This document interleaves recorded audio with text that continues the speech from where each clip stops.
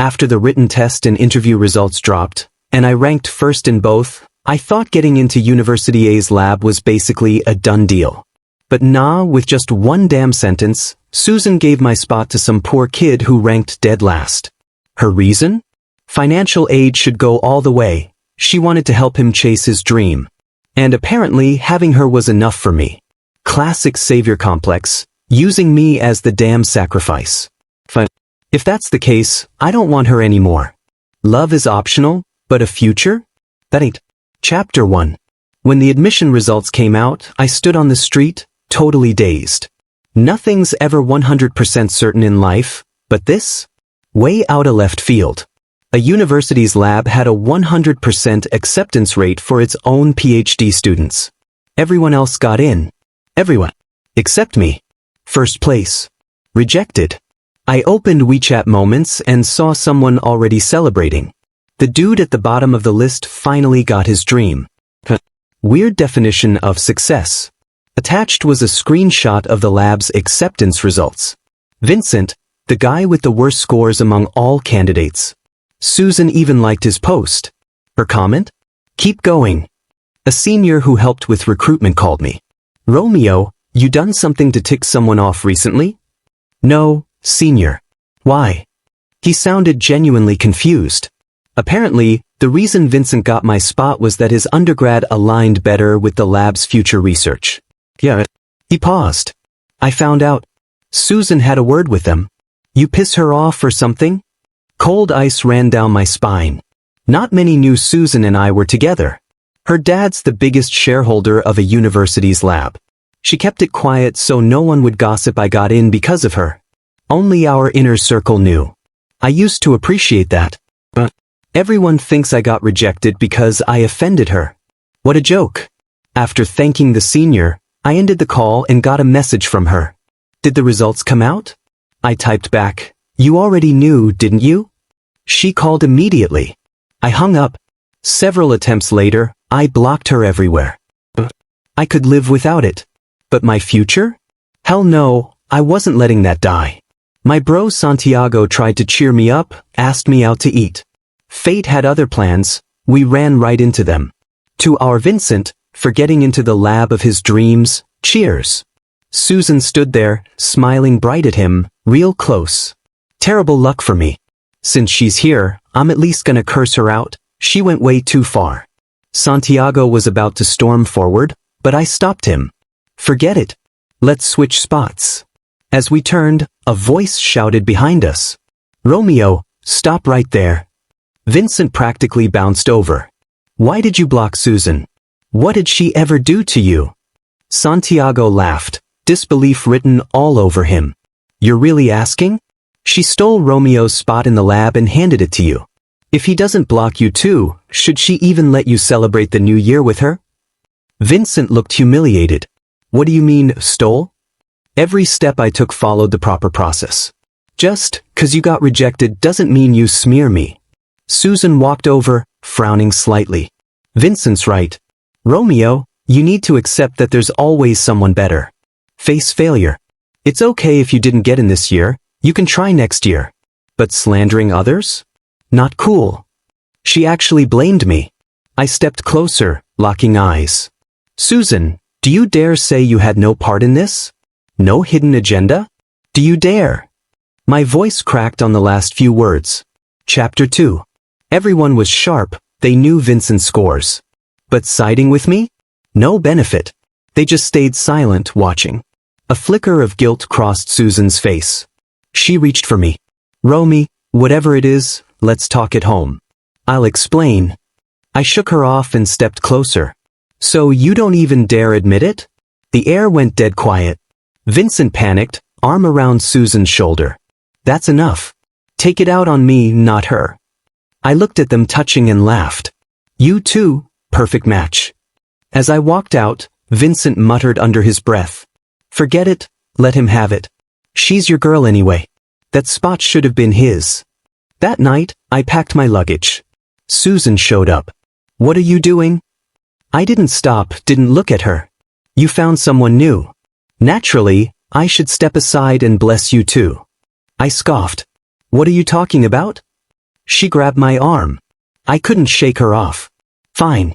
Explain. What ridiculous reason are you cooking up now? Susan sighed. You know Vincent's been sponsored by my family since high school. His dream? A university's lab. He's busted his ass for years.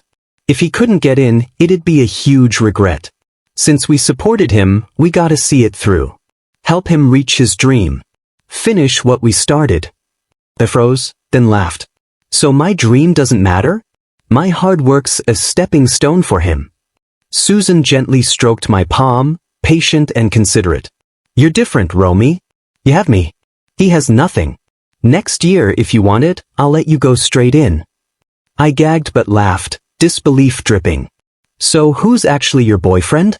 Why wait a year for something I earned? Why isn't he waiting? My icy questions made her panic, then anger. Romeo, don't exaggerate. The decision's made. Even if you don't accept it, it won't change a thing. Any job you want, I can arrange. I tilted my head, long breath, closed my suitcase. Nope. Use your influence on him. He needs it more, right? Seeing me pack, she got even angrier.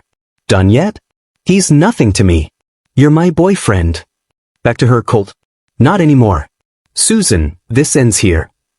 Her temper still wild. What girl could handle that? I didn't look back. My advisor had said he wasn't planning to choose a university for this round of the industry academia project. I know you've been wronged. I sent your academic materials to C University's lab. They replied, they'll accept you directly. You just need a few updated experimental data sets. Get them ready. Chapter 3. This was a freaking blessing. I buried myself in the lab, shut out everything else. Only after understanding all the data, submitting the report, and getting approval did I finally breathe. Now, just waiting for C University's lab to confirm. Scrolling through my phone, ignoring missed calls, I spotted a familiar post. Zoomed in, autograph of a basketball star I liked. Limited edition ball 2. I'd once asked Susan to help me get it. She shot me down. Said I shouldn't waste time on meaningless crap. Said my family wasn't enough, I had to work harder for her parents' approval. Now Vincent gets it effortlessly. I barely even like basketball. I hardly know this star. Just mentioned it casually and she went all out. The gap between love and no love hit me hard. Back then, signs were everywhere. Last year on Susan's birthday, I rushed to a research trip with my advisor, missed the party. Party in full swing when I got there. Someone asked Susan, Princess, how did you end up with Romeo? He's weird, obsessed with research, boring. That's so basic, Vincent's voice. What you haven't tried looks good from afar. Get tired, whatever. He puts on that aloof face daily. If I were a girl, I wouldn't like him either. Don't say that. I still like Romeo, otherwise I wouldn't be with him. Susan sounded casual, didn't defend me. What exactly do you like? Him pretending. Vincent asked. He's hardworking, ambitious. My parents like him. That cold top student vibe? I like it. His weird temper, teasing him is fun. Pfft. You just like being mistreated. Never notice people who treat you well chasing after cold shoulders. Susan laughed. I know you treat me well. Don't I treat you right? Vincent pinched her cheek. Everyone teased. Susan added, more importantly, I want to see if he can really handle life alone, not use me as a stepping stone. 3 years, he's really worked hard. Acting for 3 years? Wait till he comes begging at graduation. She seemed nonchalant, just, Back then, I thought it was adjusting to each other. Different worlds, she tolerated me. Independent people reflect inward. We spent a month traveling. She never acted spoiled, always thoughtful. I told myself no one's perfect. Enjoy the good, accept the bad. I had a stubborn desire to prove 3 years with her wasn't a fake act. I came back early, she never knew. Looking back, I was naive, blind to true colors. Susan only liked the parts of me useful to her. Not me. Whenever there was a fight between Vincent and me, she would never pick me first. Such love wasn't even worth wanting. Chapter 4. The next day, Susan found my new place. She was carrying one of those thermal food containers. You really can just ignore me completely. It's been a few days, your anger should have cooled by now, right? I didn't want to talk to her. Here, take this. I made this soup myself. I shouldn't have spoken to you with that tone the other day. As for what you plan to do next, I'll ask my dad to arrange something for you. I glanced at it. The second I smelled it, I felt nauseous. She'd forgotten again. I couldn't eat lamb. My phone buzzed. I picked it up and my hand trembled when I saw the screen. It was the offer from C University's lab. I freaking made it.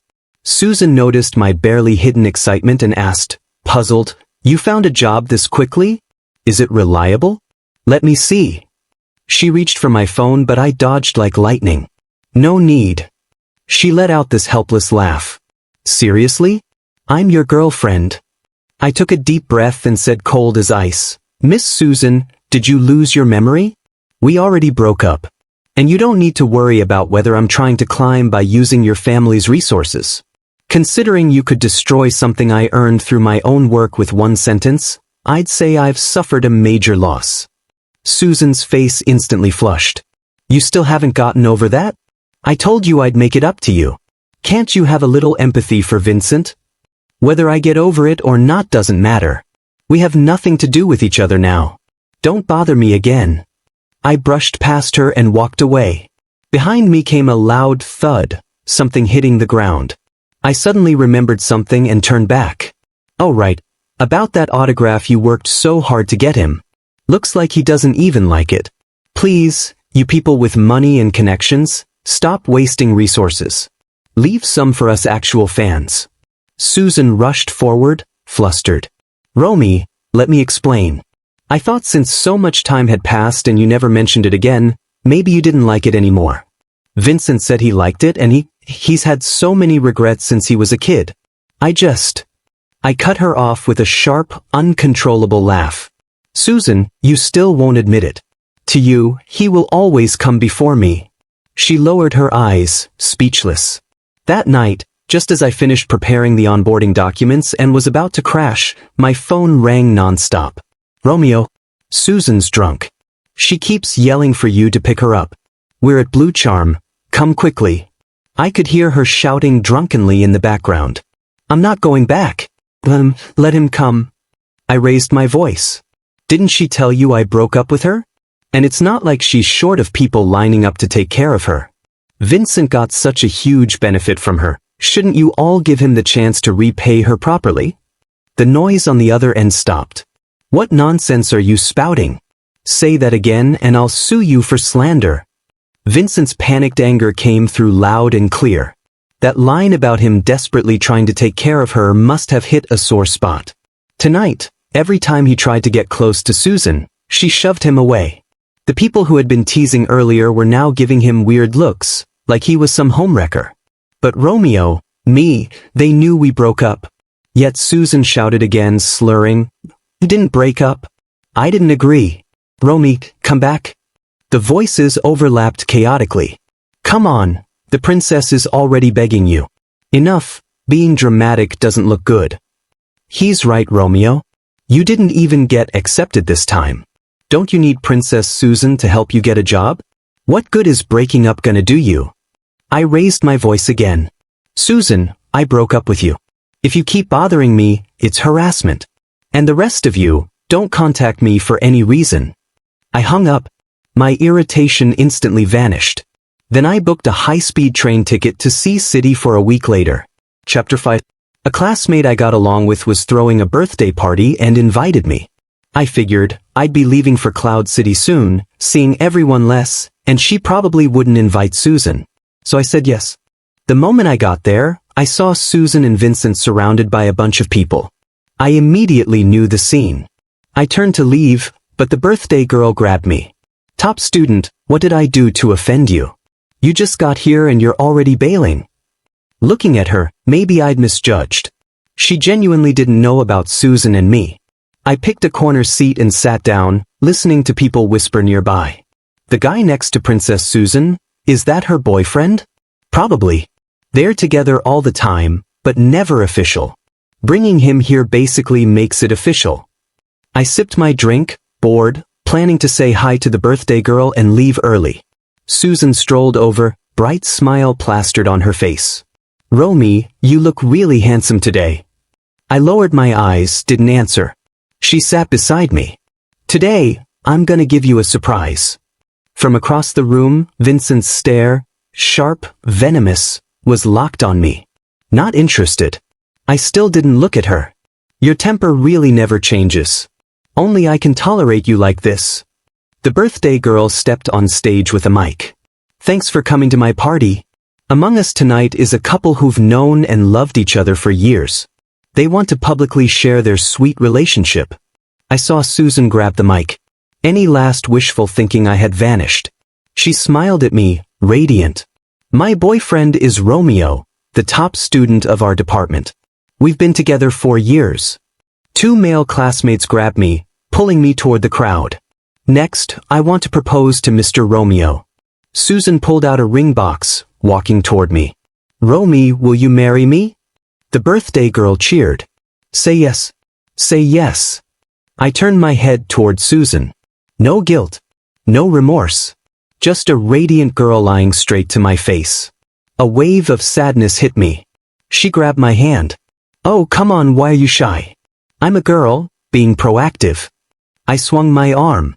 The ring flew across the floor. The cheers froze. "We already broke up. How many times do I have to say it? You gave him my lab spot, my favorite athlete's autograph, you take him everywhere, making everyone think you two are a real couple. If you love him that much, be together. Why cling to me?" Whispers rippled through the room. Faces shifted, especially Susan's and Vincent's.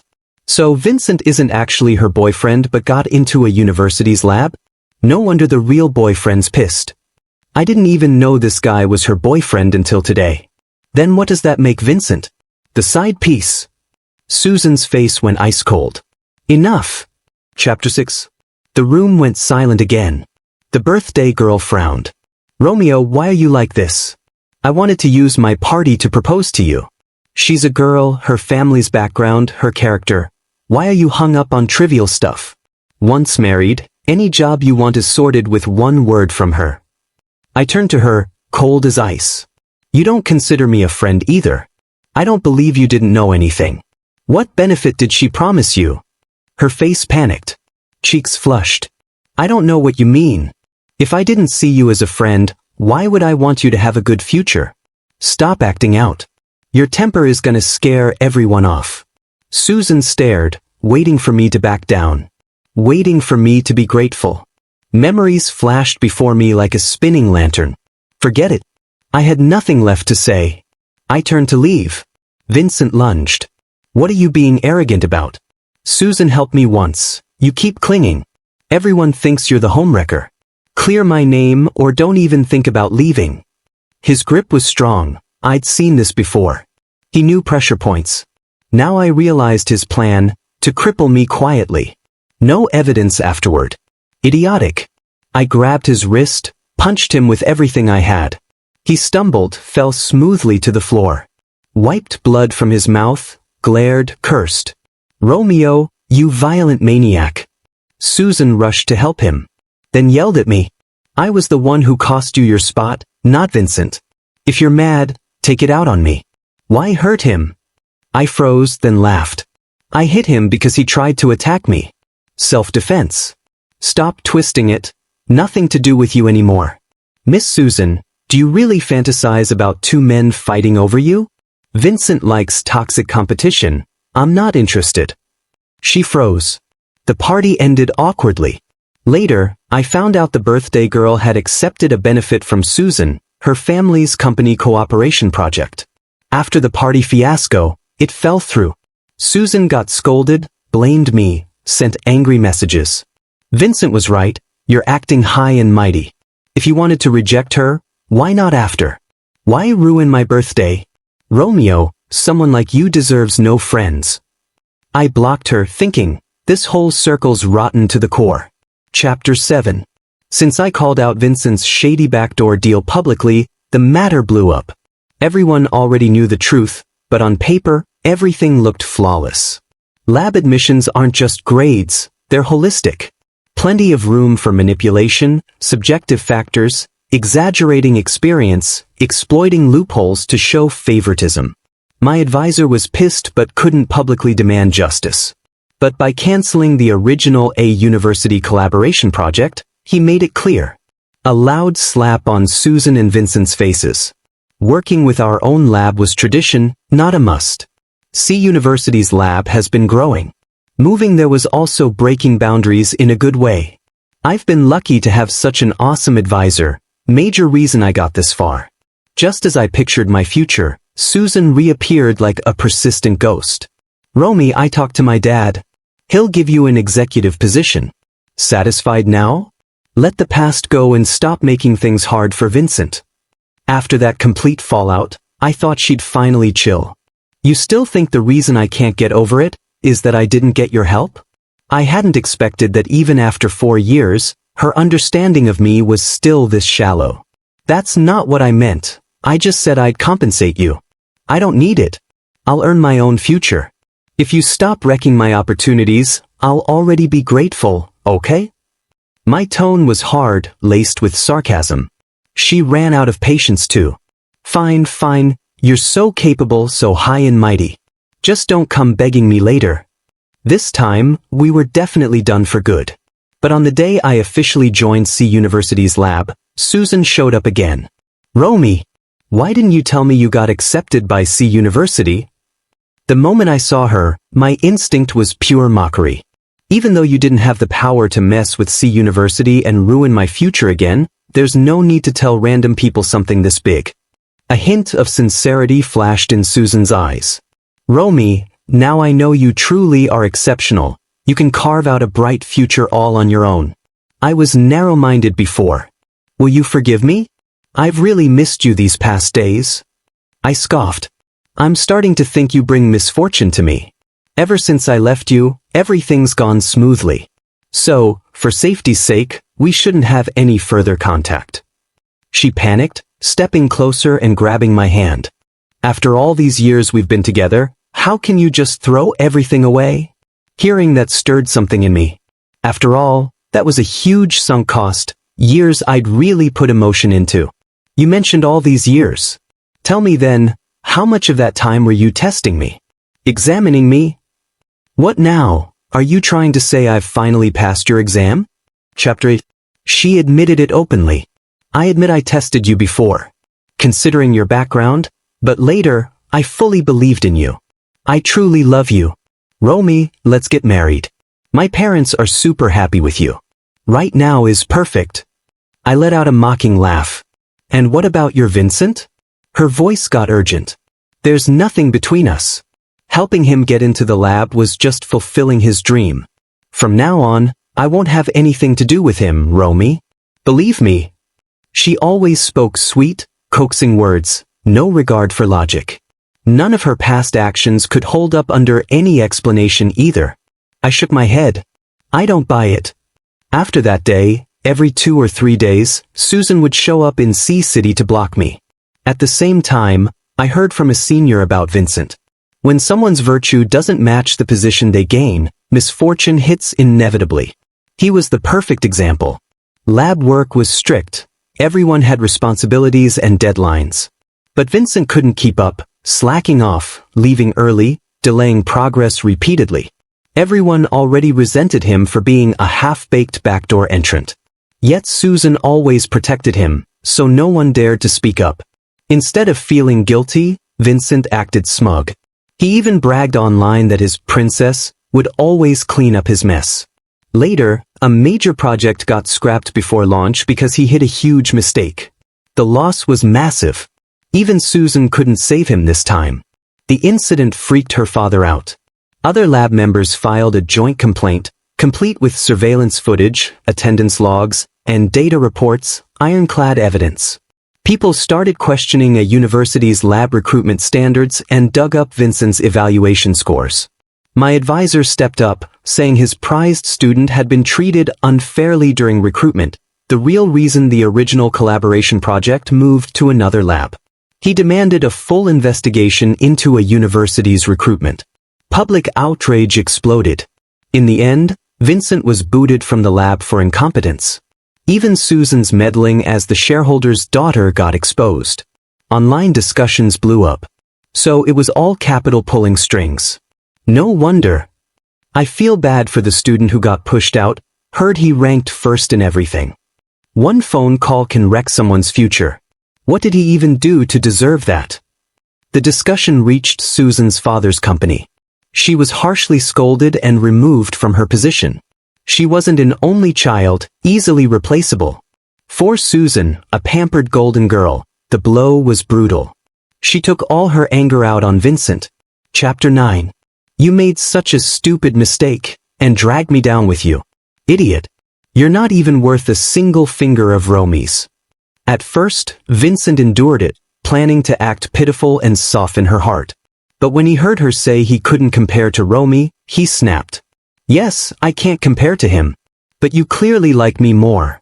Otherwise, why were you always so good to me? He's already dumped you, and you still can't forget him. You never cared that much about him before. Susan froze. Even Vincent admitted she never treated Romeo properly. She'd been excessive, testing him endlessly, while giving someone else everything.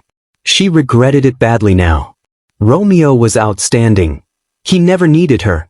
And he truly no longer wanted her. After being dismissed, Vincent tried clinging to others, but everyone knew his true colors and avoided him like the plague. He became a public joke in lynching. Someone even found him posting shirtless photos under rich socialites' posts online. Only then did Susan realize how blind she'd been. For someone selfish and opportunistic, she'd thrown away her Romeo. When I saw the videos circulating online, I couldn't help but think karma never misses.